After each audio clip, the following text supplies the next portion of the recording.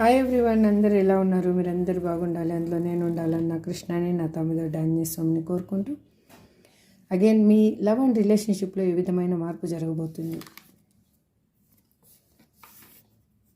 Me love and రిలేషన్షిప్లో ఒకటి new change అనేది జరగబోతుంది.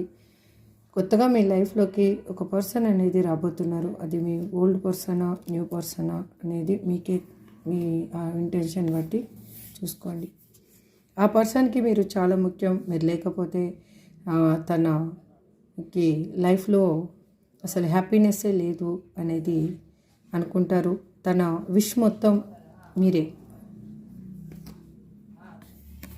ఆ పర్సను తప్పొప్పుల్ని కరెక్ట్గా బేరీజ్ చేసే పర్సన్ మీ లైఫ్లోకి రాబోతున్నారు.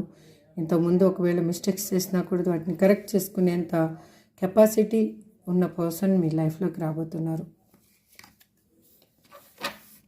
మీ ఇద్దరి మధ్యలో చాలా డిఫరెన్సెస్ ఉన్నాయి.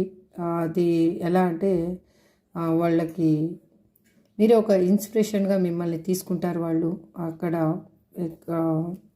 మీతోటి కమ్యూనికేషన్ కావాలి అని థింక్ చేస్తున్నారు ఆ పర్సన్. ఇది ఎలా అంటే ఇప్పుడు మీ లైఫ్లోకి రాబోయే పర్సన్ ఒక మేనిఫెస్టేషన్ పవర్లోకి వచ్చేసారు. తనకి క్లారిటీ అనేది ఒకటి ఉంది. తనలో ఉన్న పవర్ ఏంటి అనేది తను తెలుసుకోగలిగారు. ఒక యాక్షన్ అనేది తీసుకోవాలి అని అనుకుంటూ ఉన్నారు.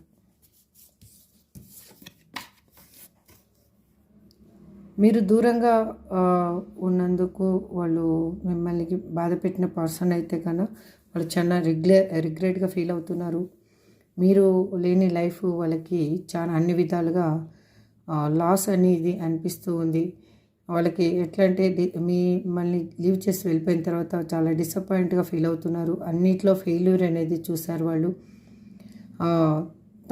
అందుకు వాళ్ళు చాలా గిల్టీగా ఫీల్ అవుతున్నారు ఈ సిచ్యువేషన్లో తను చేసిన మిస్టేక్ వల్ల.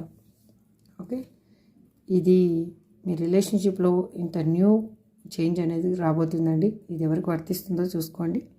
రిజనెట్ అయిన వాళ్ళు తీసుకోండి, రిజనెట్ కాని వాళ్ళు లీవ్ చేయండి. Thank you so much. Have a good day. Bye.